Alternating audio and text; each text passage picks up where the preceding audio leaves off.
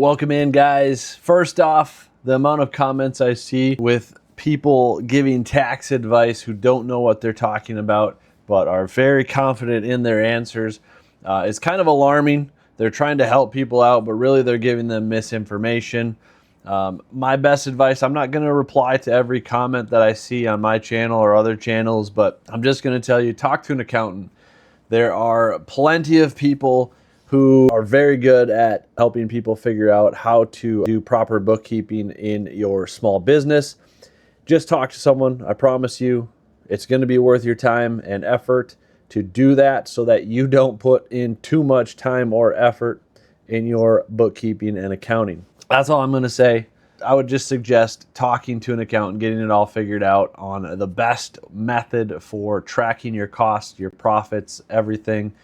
And don't spend too much time trying to figure it out on your own. The cost of getting advice from an accountant on the front end will far outweigh the cost of your time and energy to try to figure it out on your own. And again, the amount of people that I see giving wrong advice is pretty high. So just save yourself a headache, talk to an accountant, tell them what you're doing, and let them give you advice on how to do that. Topic of the day is going to be know your numbers, guys. Know your numbers on your business, whether you're selling singles or sealed product online or in person.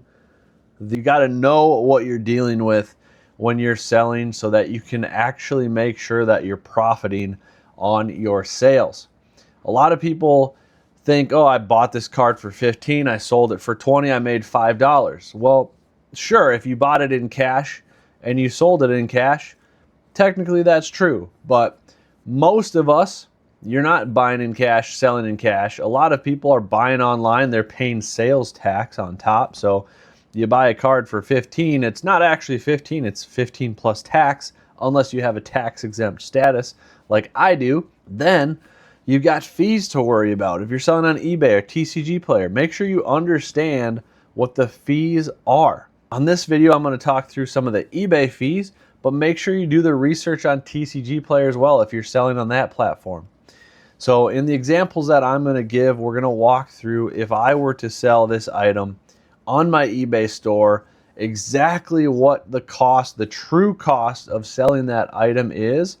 This is the type of thought process that I go through when I'm deciding what to price a card at. Is I want to make sure I'm accounting for the actual cost of selling the card, the true cost of selling that card. Because again, if you're selling on eBay, it's not as simple as I sold it for $20, I bought it for $15, I made $5. So let's get into an example here on how I figure out what I make on a card that I sell for $20.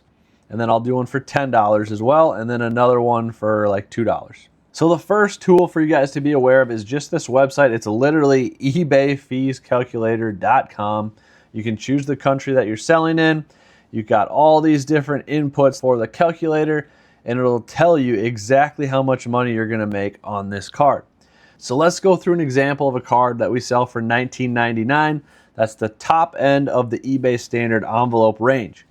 So if I sell this card for $19.99, let's pretend I bought it for $15. The shipping label is 74 cents, and I have a basic store. If you don't have a store or a different level store, obviously you can choose what's appropriate to your setup. I am a top rated seller. You could also be above standard or below standard. And overseas sales, I'm just not going to worry about that. Promoted ad rates, I don't pay for ads. Some people do.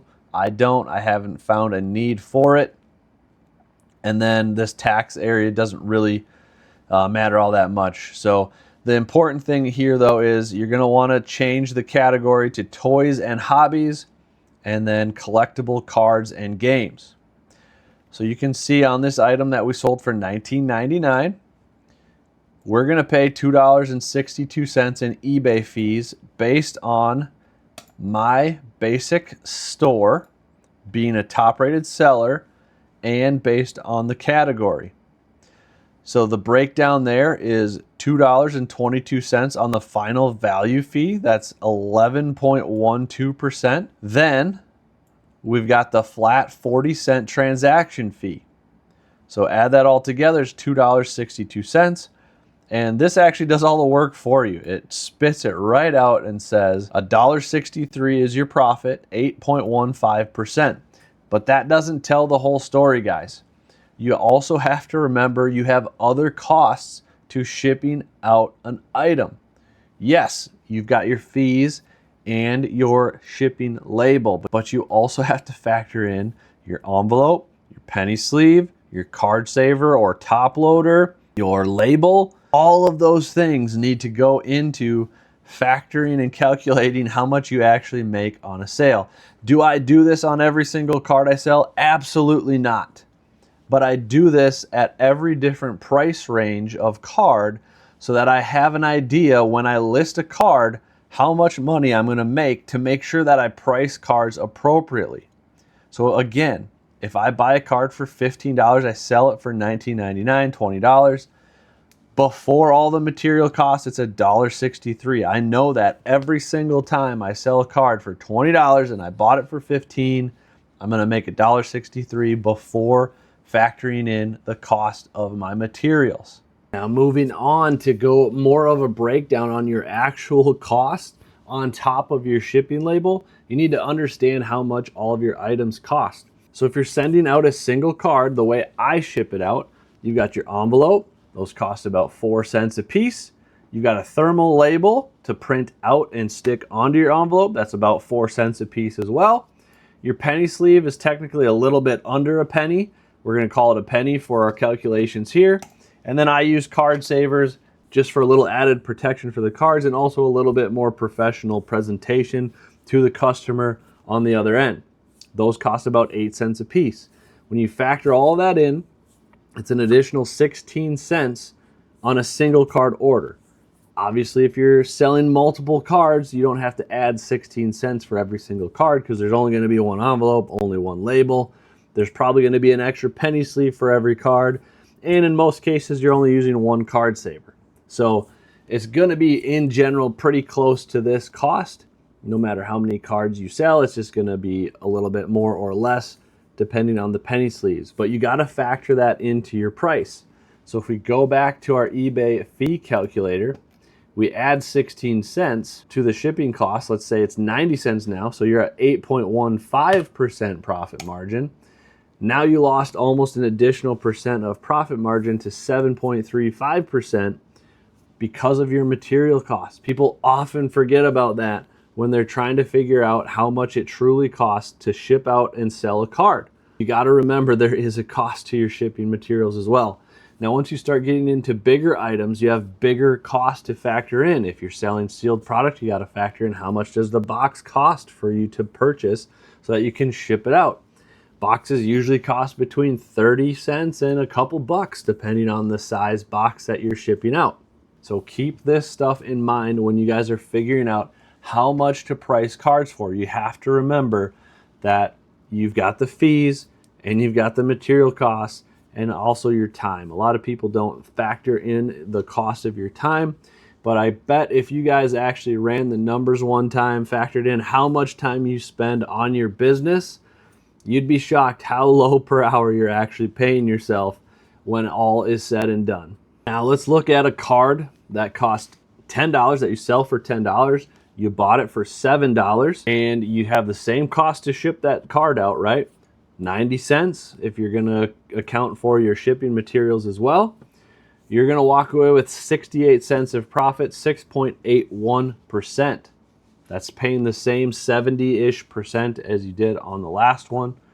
I should correct myself. The last one I showed like 75%. So let's just say if we actually did pay 70%, if we paid 70% on the first one, which would be $14, you now have earned 12.36% on that first one. So going back, switching it to 70%, you've now made, again, 6.81%. You paid the same percentage on that card, you made about half as much as a percentage. This is why it's so important to try to get these multiple card orders in when you guys are selling items on eBay. That flat transaction fee, the lower the price, the more it factors into how much percent fee you're actually paying on a transaction. Now let's do one last example here. Let's say you sell a card for $1.99. You bought it for $1. You're only paying 50% market, right? Well, you sell it for $1.99. It costs you $1 to buy. Your shipping cost is 90 cents. You've now lost 43 cents on this order after accounting for your eBay fees and your shipping costs. This is why when I'm buying collections, I pay a smaller percent on cheaper cards. Cards that are $5 and less, I can't pay as strong on as I can on a card that's more, because I have to leave room for these eBay fees that are eating into my items. So I would not pay $1 for a $2 card. I would try to pay 50 cents for a $2 card at the very most. My floor in most cases is a $2.50. I will go down to $1.99 on certain cards, but in general, I try not to price below about $2.50 with few exceptions. So this is exactly why I have a floor price at $2.50, because I want to make sure that if I'm buying a card and I'm selling a card, I'm not losing money on it. So this is also why I offer discounted pricing if you buy 3 or more cards. You help me out by making that transaction fee less painful. I'll help you out and I'll give you a discount on your cards as well. Hopefully this has been helpful for you guys. Thank you so much for watching. If you enjoy my content or this was helpful to you, I ask that you consider to like this video, subscribe to the channel, hit that notification bell. Check out the links to my stores in the description below. And as always, guys, we'll see you next time. God bless.